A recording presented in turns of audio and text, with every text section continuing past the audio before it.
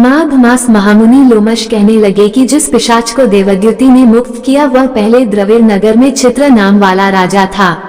वह बड़ा सूरवीर, सत्यप्रायण तथा पुरोहितों को आगे करके यज्ञ आदि करता था। दक्षिण दिशा में उसका राज्य था और उसके कोष धन से भरे हुए थे। उसके बहुत से हाथी, घोड़े और रथ थे और वह अत्यंत शोभा को प्राप्त होता था। बहुत सी स्त्रियों में क्रीड़ा करता था और अनेक यज्ञ उसने किए थे। वह नित्य अतिथियों की पूजा करता था, शस्त्र विद्या में निपुण था और ब्रह्म विद्या भी जानता था। ब्रह्मा, विष्णु, महेश तथा सूर्य की पूजा सदैव किया करता था। वह जंगल में भी स्त्रियों से घिरा हुआ क्रीड़ा किया करता था। एक बार वह पाखंडियों के मंदिर में गया और वेदहीन भस्म लगाए हुए महात्मा पाखंडियों से उस राजा की बातचीत हुई। पाखंडियों ने कहा कि हे राजन, शैव धर्म की महिमा सुनो। इस धर्म के प्रभाव से मनुष्य पाप को काटकर मुक्त हो है। सब वर्णों में शैव मत ही मुक्ति का देने वाला है। शिव की आज्ञा के बिना दान, यज्ञ और तपों से कुछ नहीं बनता। शिव का सेवक होकर भस्म धारण करने, जटा रखने से ही मनुष्य मुक्त हो सकता है। जटा धारण करने तथा भस्म लेपन से ही मनुष्य शिव के समान हो जाता है। इसके बराबर कोई पुण्य नहीं है। जटा भस्म धारण किए हुए सभी योगी शिव के सदृश होते हैं।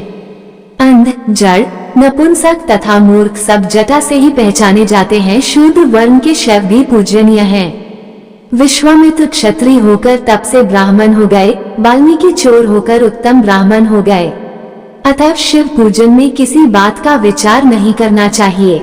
जन्म से नहीं, तप से ही ब्रह्मत्व प्राप्त होता है। इस कारण शैव का दर्शन उत्तम है तथा शिव के सिवाय दूसरे देवता का पूजन न करें। शिव तपस्वी विष्णु त्याग करना चाहिए, न ही विष्णु की मूर्ति का पूजन करना चाहिए। विष्णु के दर्शन से शिव का द्रोह उत्पन्न होता है और शिव के द्रोह से रौरवादी नरक मिलते हैं। इसी से भवसागर से पार होने के लिए विष्णु का नाम भी न लेना चाहिए। शिव भक्त निःशंक होकर जो शिव से प्रेम करता है वह कैलाश में वास करता है। इसमें कुछ संदेह नहीं। इस धर्म के पालन करने वालों का कभी नाम नहीं होता। इसके ऐसे वचन सुनकर राजा ने मोह में आकर उनका धर्म ग्रहण कर लिया। वह वैदिक धर्म को त्याग दिया, श्रुति स्मृति और ब्राह्मणों की निंदा करने लगा। उसने अपने घर के अग्निहोत्र को बुझा दिया और धर्म के कार्य बंद कर दिए। विष्णु की निंदा और वैष्णवों से द्वेष करने लगा और बोला, कहाँ है विष्णु, कहाँ देखा जाता है, कहाँ रहता है, किसने देखा है। और जो लोग नारायण का भजन करते थे उनको दुख देता था। पाखंडियों का मत ग्रहण कर राजा वेद, वैदिक धर्म, व्रत, दान और दानियों को नहीं मानता था।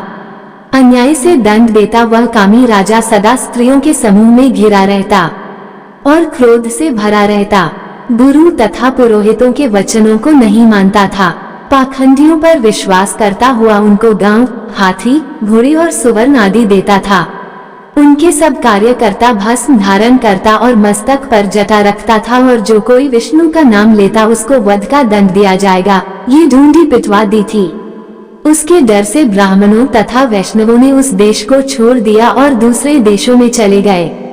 सारे देशवासी केवल नदी के जल से जीते थे। जीविका से दुखी होकर वृक्ष आदि नहीं लगाते थे, ना ही खेती करते थे। प्रजा अन्न के अभाव से गला सड़ा अन्न भी खा लेती थी।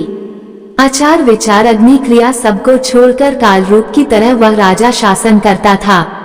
कुछ काल पश्चात उस राजा की मृत्यु हो गई और वैदिक रीति से उसकी क्रिया भी नहीं की गई। उसे यमदूतों से अनेक प्रकार के दुख उठाते हुए कहीं लोहे के कीलों पर से चलना पड़ा, कहीं जलते अंगारों पर चलना पड़ा जहां सूर्य अति तीव्र था और ना कोई छाया का वृक्ष था। कहीं लोहे के डंडों से पीटा गया, कहीं बड़े बड़े दांतों वाले भेड़ियों और कुत्तों से काटा गया। इस प्रकार दूसरे पापियों का हाहाकार सुनता हुआ वह राजा यमलोक में पहुंचा। इति श्री पद्म पुराण अंतर्गत त्रयोविंशोऽध्यायः समाप्तः।